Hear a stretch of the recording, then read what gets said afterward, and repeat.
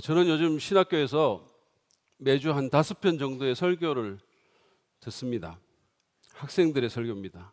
여러분은 일주일에 설교 한 편 듣는 것도 좀 어려우신데 매주 5편을 들으니까 어떻겠습니까? 그것도 강해 설교를 처음 배워가지고 이제 실습하는 그런 학생들의 설교입니다. 그것도 자기 설교를 평가하려고 펜을 들고 눈을 부릅뜨고 자기를 쳐다보고 있는 교수 앞과 그리고 비판 정신으로 충만한 동료 학생들 앞에서 하는 설교입니다. 그러니 그 설교가 어떻겠으며 그 설교를 듣는 것은 또 어떻겠습니까? 제가 미리 원고를 보고 좀 피드백을 주고 한 설교인데도 이게 듣는 게 쉽지 않습니다. 지난 20년간 이런 설교를 수없이 제가 듣고도 여전히 성경이 하나님의 말씀임을 믿고 있다는 것은 거의 기적이에요. 제가 설교학 교수로 조금만 더 있다 보면 성경이 정확무한 하나님의 말씀이라는 제 믿음의 확신이 흔들릴 것만 같은 불길한 예감이 듭니다. 여러분, 신학생들 설교뿐만 아니라 모든 설교들 그리고 하나님 말씀을 듣는 것은 그렇게 즐겁거나 쉽지만은 않습니다. 얼마나 많은 사람들이 설교를 들으면서 졸거나 딴 생각을 하는지는 하나님만이 아실 것입니다. 미국의 탁월한 설교자인 켄트 휴즈 목사님은 자신의 설교 때 일어난 졸음 사건을 이렇게 적었습니다. 한번 들어보세요. 나는 사람들이 졸다가 자기 앞에 장의자의 머리를 박는 모습을 보았다. 나는 부목사가 강단에 앉아 졸다가 찬송가를 떨어뜨리는 것도 봤다. 그래서 제가 부목사님 여기 안 앉혀놓는 거예요. 나는 옆 사람이 코를 골아 다른 사람이 깨는 것도 봤다. 나는 한 젊은이가 매 일요일마다 앞줄에 앉아서 잠드는 것도 봤는데 그는 서론을 지날 때쯤이면 눈을 감고 머리가 기울어지다가 완전히 가버린다. 가장 기억에 남는 경우는 한 일요일 그 청년과 자기 부인이 졸다가 서로 머리를 부딪힌 일이다.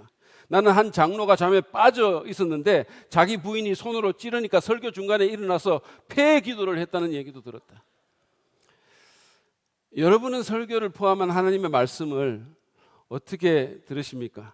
저는 오늘 하나님의 말씀을 전하고 듣는 것이 전혀 즐겁지 않은 한 상황을 기록한 예레미야서 27장 17절부터 22절의 말씀을 보면서 아멘 노멘 외치기 전에 라는 제목으로 어떻게 하나님의 말씀을 들어야 할지에 대해서 하나님의 지혜를 좀 나누기를 원합니다. 먼저 본문의 내용을 간단하게 살펴보고 주제에 대한 생각을 나누도록 하겠습니다. 제가 예레미야 시리즈 처음에 말씀드린 것처럼 예레미야는 주전 6세기경에 이스라엘이 남유다가 멸망할 당시에 활동한 선지자입니다. 하나님은 아주 오래전에 모세 시절부터 그들이 우상을 숭배하고 온갖 도덕적인 범죄를 저지르고 그래서 언약 불순종을 하게 되면 그들을 약속의 땅으로 내칠 것이라고 경고하셨습니다. 그 후에도 그러나 안타깝게도 이 이스라엘 백성들은 계속해서 언약을 불순종하고 하나님의 뜻대로 가지 아니하고 하나님의 백성이 살아야 되지 않아야 될 삶을 계속 살고 있어서 하나님은 선지자들을 계속해서 보내시면서 경고하십니다. 회개를 촉구하십니다. 돌이키라고 그렇게 살면 안 된다고, 그렇게 가면 위험하다고. 그러나 그들은 듣지 않았고 점점 상태가 나빠지곤 했습니다. 급기야 성전, 거룩한 하나님의 성전에서 우상 숭배를 자행하고 제의적인 매춘도 스슴지 않았어요. 그리고 자기 자녀를 태워 바치는 인신 공양까지도 자행을 했습니다. 더 이상은 안 되겠다고 생각하신 하나님은 이제 그 경고의 말씀을 이행하시기로 작정하셨습니다. 이스라엘을 바벨론 땅으로 유배되는 것을 기정사실화 하신 거예요. 그들을 이 거룩한 땅에서 쫓아내시기로 결정하신 것입니다. 그래서 예레미야를 보내서 이제는 더 이상 저항하지 말고 이제는 바벨론 왕인 느부갓네살에게 복종하라는 메시지를 주신 것입니다. 여러 부류의 사람들에게 예레미야는 이 메시지를 전합니다. 이 인기 없는 메시지, 적국에게 굴복하라는 이 재수 없는 메시지를 계속해서 전하는 거예요. 당시에 이스라엘 사람들의 입장에서 보면 이건 완전히 매국적인 메시지입니다. 요즘 우리나라식으로 말을 하자면 예레미야야말로 토착 왜구라는 말을 듣기에 딱 맞을 사람이에요. 그가 얼마나 오해를 받았겠으며 얼마나 시달렸겠습니까? 그럼에도 그는 굴하지 않고 위험을 무릅쓴 채 이제 유다의 마지막 왕인 시드기야 왕에게도 이 메시지를 전합니다. 본문 12절부터 15절까지가 그 내용이에요. 나는 유다 왕, 보세요. 제가 세 번역으로 읽습니다. 나는 유다 왕 시드기야에게도 이와 똑같은 말을 전하였다. 여러분은 바벨로니아 왕의 멍에를 메고 그와 그의 백성을 섬겨서 살아남도록 하십시오. 주님께서 바벨로니아 왕을 섬기지 않는 백성은 전쟁과 기근과 연병으로 죽이겠다고 말씀하셨는데 어찌하여 임금님과 임금님의 백성은 그와 같이 죽으려고 하십니까?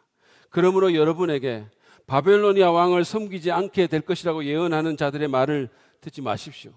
그들이 여러분에게 하는 예언은 거짓입니다.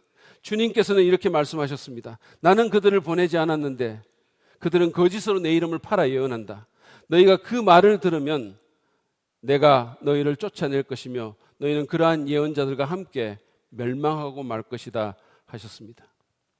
예레미야는 바벨론 왕인 느부갓네살에게 복종하는 것이 시드기야와 그 백성이 사는 길이라고 말을 했습니다. 시드기야 왕이 이 말을 좋아했으니 만무하지만 몹시 화를 내고 이를 갈았겠지만 그는 하나님의 말씀을 전했습니다. 그는 또한 시드기야에게 이스라엘이 멸망하지 않고 괜찮을 것이라고 말하는 그 거짓 선지자들의 메시지를 듣지 말라고, 그게 귀에는 굉장히 달콤하게 들릴 수 있겠지만 그런 말은 거짓이라고, 듣지 말라고. 듣기에는 좋을지 모르지만 하나님이 주신 말씀이 아니라고 얘기합니다. 예레미야는 시드기야뿐만 아니라 제사장들과 다른 백성들에게도 같은 메시지를 전합니다. 그 내용이 16절부터 22절 사이에 있는 겁니다. 특별히 제사장들에게는 느부갓네살에게 빼앗겼던 성전기구가 속히 돌아올 것이라고 말하는 거짓 선지자들의 그 거짓말에 속지 말 것을 경고했어요. 지금 성전기구 얼마를 뺏겼는데 그 금방 돌아온다고 하는 말, 그 말 듣지 말라는 거죠. 16절 17절입니다. 그리고 나는 제사장들과 이 모든 백성에게 이렇게 말하였다. 나 주가 말한다. 너희는 주의 성전의 기구들이 이제 곧 바벨로니아에서 되돌아올 것이라고 하는 너의 예언자들의 말을 듣지 말아라. 그들이 너에게 하는 예언은 거짓이다. 너희는 그들의 말을 듣지 말고 바벨로니아 왕을 섬겨서 살아남도록 하여라. 어찌하여 이 도성이 폐허가 되어야 하겠느냐. 여기서 말하는 이 성전 기구는 주전 597년에 바벨로니아 왕인 느부갓네살이 예루살렘을 공격해서 빼앗아간 것을 말합니다. 그는 그의 12월 2일에 이 성을 점령한 후에 왕위에 앉은 지 3개월 10일밖에 안 된 여고니아라고도 하는 여호야긴 왕을 폐위시켜서 바벨론에 끌고 가면서 2차 포로들과 함께 많은 성전 기구들을 자기네 땅으로 가져갔습니다. 선지자 에스겔도 이때 끌려간 거예요. 여러분이 너무나 잘 아시는 다니엘은 그거보다 앞선 주전 605년도에 포로로 잡혀갑니다. 이게 1차 포로였고 성전 기구가 없어진 때가 2차 포로였었어요. 아무튼 제사장의 입장에서 보면 그런 기구들이 빨리 돌아올 것이라고 말하는 그 메시지가 얼마나 듣기 좋았을까요? 그러나 그 말은 사실이 아니었고 하나님으로부터 온 것도 아니었습니다. 예레미야는 거짓 선지자들이 이 빼앗긴 성전 기구가 돌아올 것이라는 거짓말을 퍼뜨릴 시간이 있다면 차라리 지금 남아있는 것 빼앗기지 않게 해달라고 그 시간에 하나님께 기도하는 것이 더 맞다고 말했습니다. 18절을 보시죠. 그러므로 그들이 예언자들이라고 한다면, 정말로 그들이 주의 말씀을 받은 사람들이라면 차라리 그들은 주의 성전과 유다 왕궁과 예루살렘에 아직 남아있는 기구들을 더 이상 바빌로니아에 빼앗기지 않게 해달라고 만군의 주에게 호소해야 옳을 것이다. 19절부터 20절은 조금 전에 제가 설명했던 2차 포로 사건에 대해서 말하면서 지금 어떤 성전 기구들이 남아있는지에 대한 설명을 하고 있습니다. 갈로 안에 있는 거예요. 제가 안 읽겠습니다. 혹시 궁금하실 텐데 집에 가셔서 꼭 읽어보시기 바랍니다. 그러면서 예레미야는 그때 가져가지 않은 기둥과 큰 대야와 같은 다른 기구들까지도 바벨론으로 옮겨질 것이라고 말을 했습니다. 그것들이 언젠가는 다시 돌아오겠지만 지금은 바벨론의 수중에 들어가는 것이 하나님의 뜻이라고 말합니다. 21절부터 22절을 보시죠. 참으로 주의 성전과 유다 왕궁과 예루살렘에 남아있는 그 기구를 두고 나 만군의 주 이스라엘의 하나님이 말한다. 그것들도 바벨로니아로 실려가서 내가 찾아올 때까지 그냥 그곳에 남아있을 것이다. 나 주의 말이다. 그리고 그 후에 내가 그것들을 이곳으로 다시 옮겨올 것이다. 예레미야가 이 말씀을 전했을 때 많은 사람들이 너무너무 그 말씀을 싫어하고 비웃었겠지만 역사는 당시에 인기가 많았던 그런 여러 명의 거짓 선지자들보다는 외로운 소수인 예레미야의 말이 사실임을 증언합니다.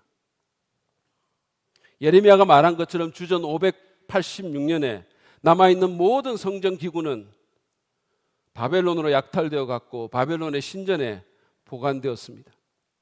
그러다가 주전 539년도에 페르시아 제국이 바벨론을 정복하면서 모든 것이 바뀌게 됩니다. 무려 160여 년 전에 선지자 이사야가 자기보다 1세기도 더 넘은 후에 태어날 사람의 이름까지 정확하게 되면서 예언한 그 고레스 왕이 귀한 정책을 펴기 시작합니다. 그래서 그것들은 다시 예루살렘으로 돌아왔던 것이죠. 그러면 이 본문의 내용이 말씀을 듣는 것에 대해 우리에게 주는 교훈은 무엇일까요? 하나님의 말씀은 어쨌든 예레미야에게 말한 대로 이루어졌는데 우리가 지금 수많은 세월이 지나서 이 사건들을 반추하면서 하나님의 말씀을 듣는 것에 대해서 우리는 과거에 이스라엘이 했던 것과 어떤 다른 태도로 듣는 것이 옳은 것일까요? 먼저는 우리는 분별력을 가지고 말씀을 들어야 합니다. 우리는 분별력을 갖고 하나님의 말씀을 또는 메시지를 들을 필요가 있습니다. 예레미야 때 거짓 선지자가 있었던 것처럼 오늘날에도 교회 안에 거짓 교사가 있고 거짓 설교자가 있습니다. 그들은 과거의 거짓 선지자처럼 하나님의 이름으로 말씀을 전할지 모릅니다. 많은 사람들이 따를 수도 있고 큰 교회를 목회할 수도 있습니다. 그들이 전하는 메시지가 아주 좋게 들릴 수 있어요. 이를테면 긍정의 마음을 품으면 뭐든지 다 될 수 있어요. 적극적으로 생각하면 여러분 복 받고 건강 얻고 부를 얻고 모든 거 다 될 수 있어요. 심지어 자동차로 빡빡한 주차장에서도 긍정의 힘으로 제일 좋은 주차 공간 차지할 수 있도록 하나님이 인도하실 것입니다 라는 메시지 듣기 너무 좋고 귀에 달콤한 그런 메시지들 전할 수 있어요. 좋게 들릴 수 있어요. 베스트셀러 목록의 상위에 오를 수도 있고 유튜브 구독자 수가 수만 명이 될 수도 있습니다. 그러나 여러분, 많은 추종자나 사람들의 인기도나 유튜브의 구독자 수나 조회수가 그 메시지들을 진짜로 만드는 것은 아닙니다. 신천지 구독자 수가 여러분 얼마나 되는지 아세요? 3만 명이 넘습니다. 그러면 제 구독자 수는 얼마나 될까요? 100분의 1도 안 됩니다. 여러분 우리 좀 분발해야 되지 않겠어요? 겨우 올해 방송을 시작한 항지의 자매의 집밥 찬양이 제 2배가 넘어요. 저는 10년도 넘게 했는데. 너무하지 않습니까? 여러분 우리는 메신저가 누구이든 그 사람이 아무리 인기가 있고 아무리 지명도가 많다 하더라도 우리에게 들리는 메시지가 하나님의 말씀이 맞는지 성경에 근거하고 있는 말씀인지 생각하면서 들을 필요가 있는 겁니다. 우리 한국교회 성도들의 경우에 보면 분별력은 제가 잘 모르겠는데 말씀 들을 때 전 세계 그 어느 교인들보다 잘하는 게 있어요. 아멘 복창입니다. 목사님이 무슨 말씀하면 아멘, 아멘 이래요. 물론 우리 교회는 이 점에서 매우 예외적이에요. 매우 비한국 교회적입니다. 우리 교회 이름을 아멘 안 하는 교회로 바꾸어도 될 정도죠. 이 아멘 복창이 좋은 점도 있겠지만 자꾸 하다 보면 아무 생각 없이 그냥 조건 반사적으로 나가는 경우가 너무 많은 거예요. 제가 아멘 잘하는 교회에 가서 이렇게 설교를 하다 보면 때로 당황스러운 경험을 해요.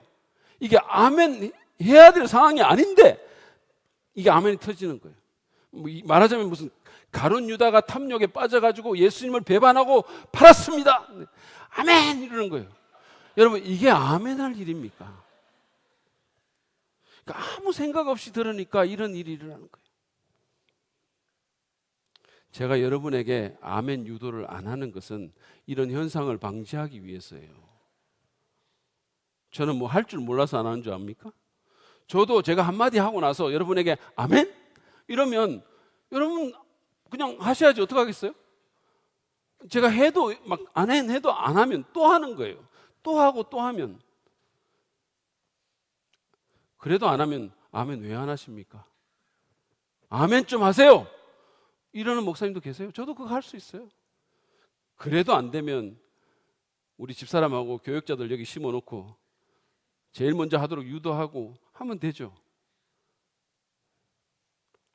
여러분 오해는 하지 마십시오. 제가 아멘 복창하는 자체를 반대하는 게 아니라 아무 생각 없이 듣는 풍조를 제가 문제 삼고 있는 거예요.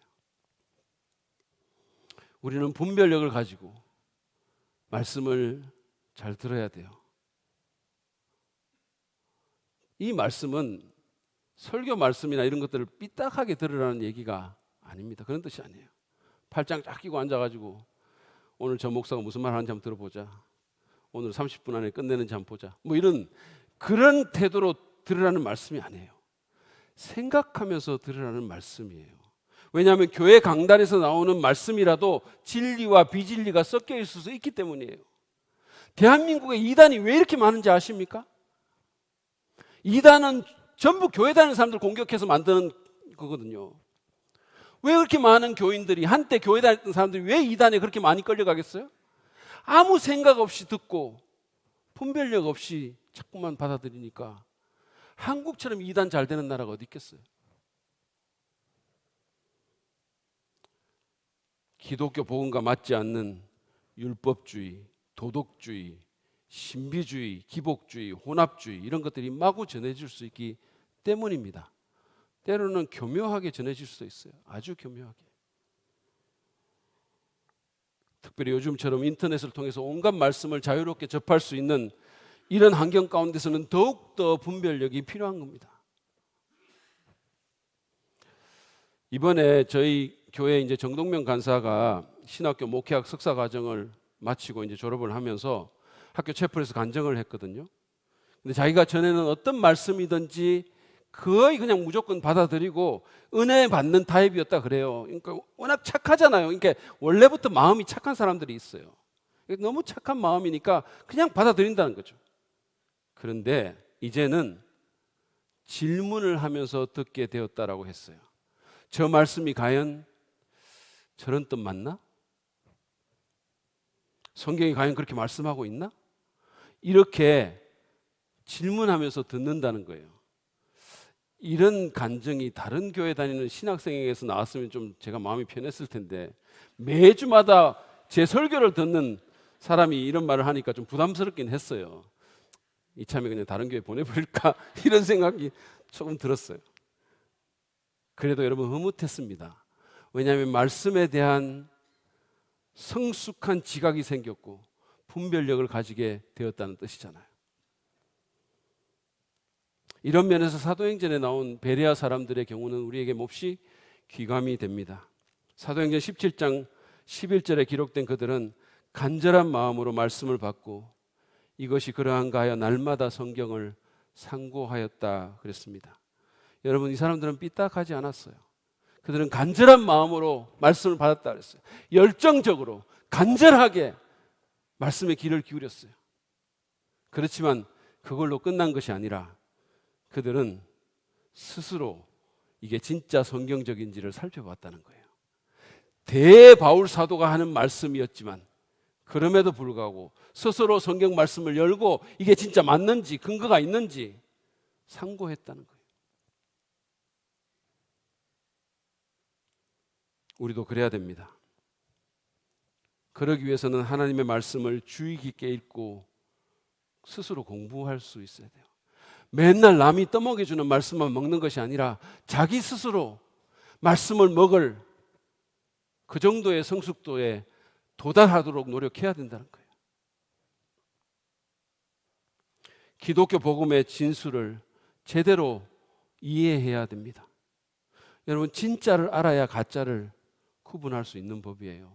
위조 지폐 검사하는 사람들은 계속해서 진짜만 연구한다 그러잖아요. 왜냐하면 위조 지폐는 수도 없이 변형돼서 나오니까 진짜를 알면 어떤 변형된 위조 지폐가 나와도 잡아올 수 있으니까. 기독교 복음이 뭐를 말하는지를 똑바로 아시기 바랍니다. 제가 한번 이런 말도 들었어요. 하늘은 스스로 돕는 자를 돕는다고 성경은 말씀했습니다. 그러니까 아멘. 그래서 그런 말이 성경에 어디 있습니까? 하늘은 스스로 돕는 자를 돕는다는 말은 기독교 복음과는 전혀 맞지 않는 말이에요. 하늘은 스스로 돕지 못하는 자를 도우십니다. 그게 은혜의 복음인 거예요. 오후 5시에 온 사람들, 아무런 수단이 없고 자기를 구원할 아무런 능력이 없는 사람들, 그런 자들에게 하나님이 도와주시는 겁니다.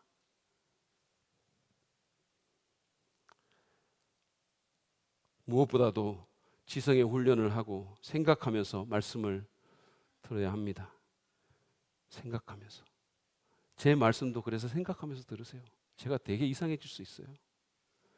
그래야 여러분 비진리를 분별해내고 가짜에 속지 않을 수가 있는 것입니다. 두 번째로 우리는 거짓 메시지에 귀를 기울이지 말아야 함을 또 오늘 본문을 통해서 배웁니다. 예레미야는 이 거짓 선지자들의 정체를 아예 노출시켜요. 그 메시지도 노출시키고 그들의 정체를 밝힙니다. 그러면서 거짓 선지자의 말을 아예 듣지 말라고 경고하죠. 그것이 거짓인 줄을 알아차리고, 그리고 만약에 그게 거짓인 줄 알았으면 그것에 호기심을 갖지 말라는 거예요. 괜히 주의를 기울이지 말라는 겁니다. 괜히 유튜브 들어가서 인터넷 서핑하면서 쓸데없는 거 자꾸만 보지 말라는 거예요. 듣지 말라는 겁니다. 신천지는 뭐라고 하는지 한번 보자. 보지 말라는 거예요. 그거 왜 봅니까? 오늘날 이 거짓 메시지는 교회와 같은 종교적인 영역에서뿐만 아니라 영화, TV, 인터넷, 전문가, 특강과 같은 다양한 채널을 통해서 우리에게 들어오고 있습니다. 그것들은 하나님의 말씀과 반대되는 메시지를 끊임없이 우리에게 전해줍니다. 하나님이나 천국 같은 그런 거 없다고, 우리 눈에 보이는 이게 다라고, 이 세상에 전념하면 된다고, 한 번밖에 안 사는 인생인데 그냥 즐기자고, 욜로 라이프 스타일이 좋은 거라고, 더 많은 물건을 소유한 사람이 인생의 승자라고, 출세라는 사다리 저 높은 꼭대기에 올라간 사람이 진짜 성공한 사람이라고, 끊임없이 그런 메시지를 우리에게 들려줍니다. 우리는 그런 메시지를 계속해서 들을 뿐만 아니라 그런 말씀에 흔들리죠. 왜냐하면 매력적이니까. 저는 20년 전에 미국 생활 끝내고 한국에 들어와서 한 400만 원인가 주고 중고 아반떼를 사서 끌고 다녔어요. 그게 제가 한국에서 산 처음 차였습니다. 그러니까 몇 년을 타다 보니까 차가 자꾸 고장이 나가지고 수리비가 너무 들고 안전도 좀 걱정이 돼서 바꾸기로 결정을 했어요. 당시에 신학교의 사무처장님이 앞장서서 차를 바꾸라고 막 부추기면서 자기가 아는 영업사원을 소개시켜 주겠다고 했어요. 그래서 어느 날 그 사원이 이제 신학교에 제 연구실에 왔습니다. 저는 당시에 별로 큰 차도 필요가 없었고 또 재정적인 것도 여의치 않았기 때문에 그냥 이제 같은 아반떼 새 차로 바꾸려고 했었어요. 그랬더니 그 영업사원이 제게 이런 말을 했습니다. 아니, 교수님이 어떻게 아반떼를 타십니까? 아무리 안 돼도 소나타는 타셔야죠. 대한민국에 아반떼 타는 교수님이 어디 있습니까? 이렇게 말하는 거예요. 엄청 도전이 됐습니다. 교수가 어떻게 아반떼를 타나? 그 말에 너무 은혜를 받은 거예요, 제가. 그리고 그 다음 말에 제 마음은 완전히 넘어갔어요. 그리고 교수님, 한국에서는요, 사람들이 차를 바꿀 때 같은 급으로 바꾸지 않습니다. 그런 법이 없어요. 최소한 한 단계는 높여서 바꾸는 법입니다. 이렇게 말하는 거예요. 아, 그렇구나. 한 단계는 높이는 게 이게 사람의 도리구나, 이게. 그래서 저는 은혜 위에 은혜를 받고 그 자리에서 소나타를 사기로 결단했습니다. 여러분, 소나타나 더 큰 차가 문제라는 말이 아닙니다. 문제는 이겁니다. 우리는 하나님의 말씀보다 세상의 메시지에 더 끌리고 더 큰 은혜를 받습니다. 더 많이 노출됩니다. 그게 너무 매력적이고 그게 현실적으로 느껴지고 너무나 교묘하기 때문에 우리는 그 거짓 메시지의 마음을 빼앗기고 세속적인 가치관을 갖게 되고 안 믿는 사람과 별 다를 바가 없는 삶을 사는 겁니다.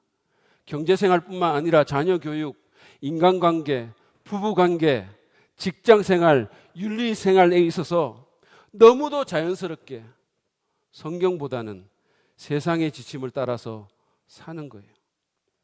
교회에는 갈지 모르지만, 종교란에 기독교라고 쓸지는 모르지만 실질적인 무신론자로 살아가는 겁니다. 그런 사람들이 모여있게 되면 교회는 무늬만 교회지 세상과 별로 다를 바가 없지 않겠습니까? 이 안이, 센터가 세상으로 가득 차 있는데, 여러분, 우리는 이런 메시지에 호기심을 갖지 말아야 됩니다. 비성경적이고 지극히 세속적인 아이디어를 퍼뜨리는 영화나 드라마, 그런 책과 강의를 아예 듣지 않고 보지 않는 게 좋을지 모르겠어요. 아니면 척 스윈돌 목사님 가족처럼 TV 화면을 향해서 농담하지 마라라고 맞받아치는 것도 좋은 방법일 것 같아요. 이런 거 이 아파트에 들어가지 않으면 행복해지지 않습니다. 이런 거 광고하면 농담하지 마라. 온 가족이 소리친다는 거예요. 이 크레딧 카드 없으면 살기가 불편할걸요. 농담하지 마라. 이 정도 차는 타야 품위가 있는 거 아닙니까? 농담하지 마라. 아니면 존 스타트 목사님처럼 영화를 볼 때도 선별해서 영화를 보되 여러 명의 그리스도인이 같이 보고 그 메시지에 대해서 평가하는 것도 한 가지 방법일 것입니다. 자녀들과 같이 어떤 것을 봤다면 아이들에게 뭐는 옳고 뭐는 그런가를 설명해 줘야 되는 거예요. 그냥 패키지로 다 받아들이는 게 아니라 받아들여야 될 것은 뭐며 받지 말아야 될 것은 뭔지를 그들이 알아야 그 가치관이 제대로 정립되지 않겠습니까? 요즘은 어떤지 모르겠는데 개그 콘서트 같은 프로를 보다 보면 외모로 사람을 평가하고 또 비하하는 게 너무 많이 나와요. 이런 사상은 하나님께서 외모를 보시지 않고 우리의 중심을 보신다는 성경의 아이디어와는 정반대되는 겁니다. 우리는 이런 거 지적하고 자녀들에게 말해줘야 돼요. 여러분 스스로 한번 점검해 보세요. 여러분을 움직이는 그 사상은 무엇입니까? 무엇이 여러분의 센터가 돼서 여러분의 경제생활, 여러분의 부부관계, 여러분의 인간관계를 조종합니까?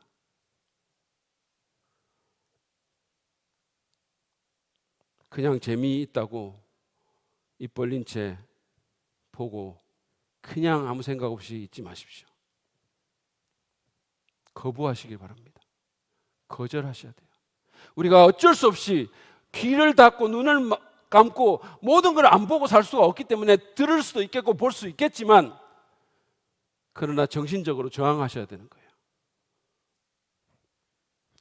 보면서도 아닌 건 아닌 거예요. 어떤 드라마가 재밌고 공유가 멋있다고 모든 게 다 옳은 건 아닌 거예요. 저항하셔야 되는 거예요. 가랑비에 옷 젖는다고 별거 아니라 생각하지 말고 거짓 메시지는 단호히 차단하시기를 바랍니다. 마지막으로 오늘 이 말씀은 우리에게 내 마음에 들지 않더라도 우리는 하나님의 말씀에는 순종해야 함을 가르쳐줍니다. 만약에 여러분이 시드기야나 또는 제사장이었다면 참 선지자인 예레미야의 메시지와 거짓 선지자들의 메시지 가운데 뭐가 더 듣기에 좋았을까요? 뭐가 더 여러분에게 매력적이었을까요? 예레미야의 메시지는 제가 조금 전에도 말씀드린 것처럼 시드기야나 대부분의 이스라엘 국민들에게 매국노의 메시지처럼 들렸을 것입니다. 굉장히 암울하고 침울한 메시지고 굉장히 기분 나쁜 메시지죠. 특별히 시드기야 왕의 경우는 그게 자신의 기득권을 위협하는 말처럼 들리지 않았겠습니까? 당연히 그 메시지를 좋아할 수가 없었을 것이고 따라서 그는 그 말씀에 순종하지 않았습니다. 오히려 그 말씀을 전하는 예레미야를 감옥에 가두었고 없애려 한 거예요. 메시지가 마음에 안 드니까 메신저를 없애려고 한 겁니다. 여러분, 하나님의 말씀은 늘 입에 달기만 하지 않습니다. 어떤 말씀은 거북하게 들리기도 하고 어떤 말씀은 굉장히 위험하게 들리고 어떤 말씀은 순종하기 쉽지 않은 말씀도 있어요. 어떤 말씀은 나의 죄나 잘못된 태도를 책망하는 말씀도 있습니다. 이런 말씀을 들을 때 여러분 어떻게 반응하세요? 성경을 보면 사람들은 듣기 싫은 그런 말씀에 대해서 다양한 반응을 했습니다. 자기를 정당화하거나 변명하거나 또는 회피하거나 화를 냅니다. 말씀 전하는 자를 조롱하거나 정신병자 취급을 하거나 왕따시키거나 비난합니다. 가두거나 죽이기도 했어요. 말씀을 기록한 두루마리를 불에 태우기도 하고 예수님도 그랬잖아요. 그 말이 싫으니까 그분을 계속 죽이려고 하고 결국은 십자가에 못 박은 거 아닙니까? 스데반의 경우는 이 말씀이 마음에 찔리니까 스데반이 전하는 말씀이 마음에 찔리니까 어떡합니까? 회개하는 기는 그냥 귀를 막고 달려들어서 그를 돌로 쳐 죽였다 그랬어요. 듣기 싫다는 거예요. 저는 그 어린이 설교부터 치면 여러분 제가 어린이 설교도 했답니다. 어린이 설교부터 치면 한 30년 정도 설교를 했어요. 근데 그동안 아무도 제게 달려들어서 죽이려는 사람은 없었습니다. 참으로 하나님께 감사합니다. 그렇지만 부정적인 반응은 여러 번 경험했어요. 지체가 높은 어떤 분은 왜 자기를 죄인이라고 하냐며 불쾌했어요. 왜 자기를 죄인이라고 하냐고. 내가 우리가 죄인이라 했는데 그분은 자기가 죄인이라고 들으신 모양이에요. 어떤 부부는 설교 후에 마당에 나가서 부부 싸움을 하고는 그 남편이 제게 오더니 목사님 설교 똑바로 하세요. 이 여자가 왜 이 모양입니까? 이러는 거예요. 자기 부인의 그 모양을 제 설교 탓으로 돌렸어요. 한 부부는 부인이 설교 듣고 나서 여보 우리 이렇게 살면 안 되겠다 이렇게 말하니까 남편이 목사들은 원래 다 그렇게 말하는 거야. 이렇게 말하는 것도 제가 들었어요.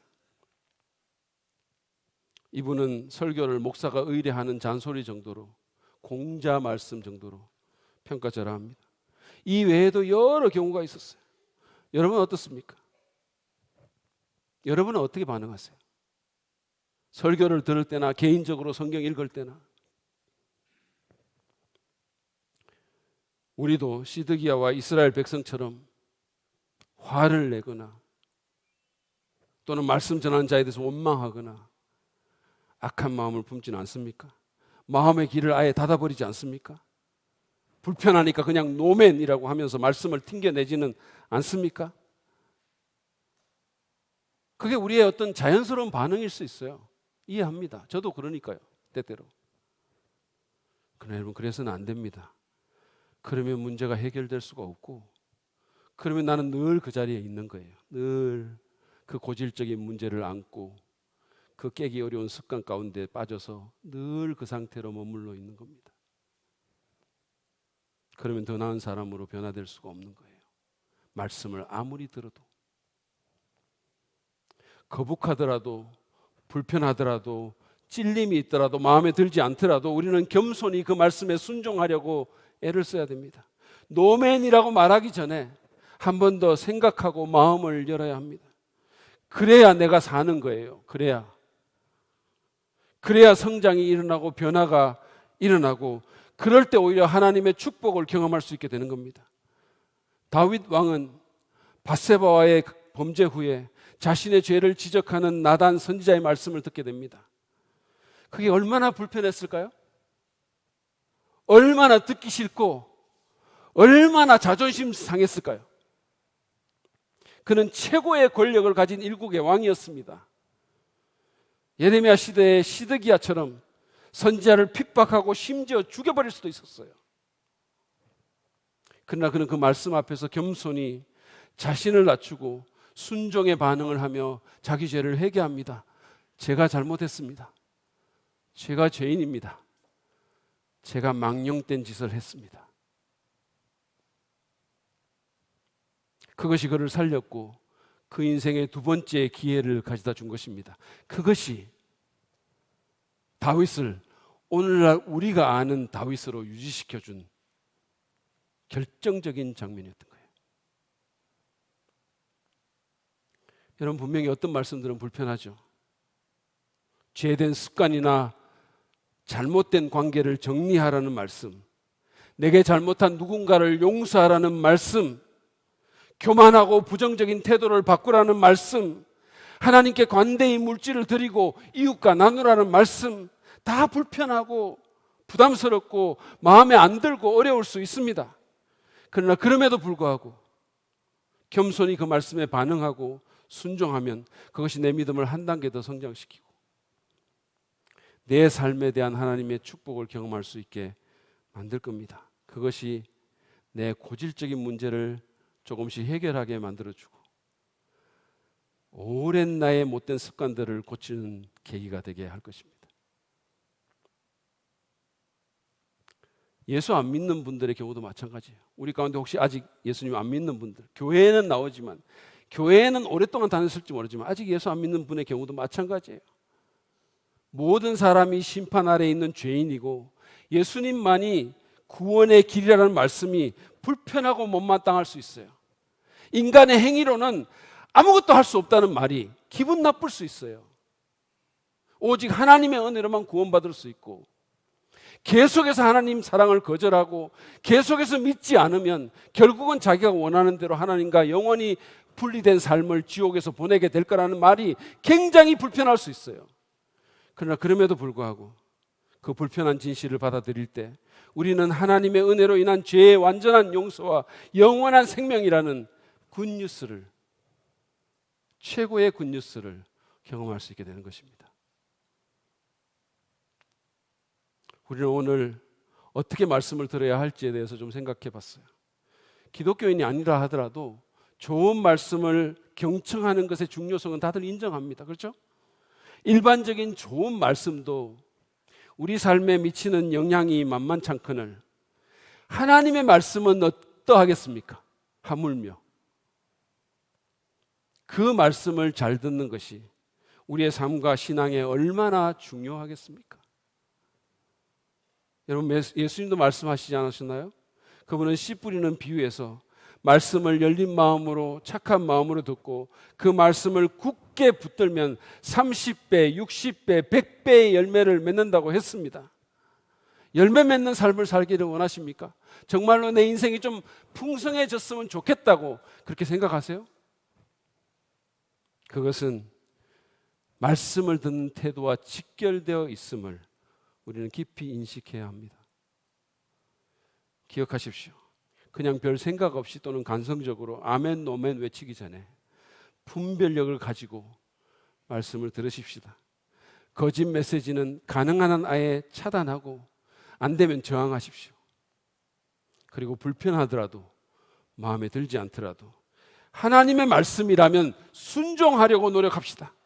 안 되면 기도하고 또 기도하고 또 기도하고 몸부림치고 그래도 안 되면 영적인 멘토나 공동체의 도움을 받아서라도 그 말씀에 반응하려고 애를 씁시다. 왜냐하면 이 말씀이 우리를 살리는 말씀이니까. 왜냐하면 이 말씀이 우리를 근본적으로 안에서부터 변화시키는 말씀이니까. 우리의 고질적인 잘못된 태도를 바꾸고 우리의 오랜 나쁜 습관을 끊을 수 있는 유일한 생명의 말씀이니까.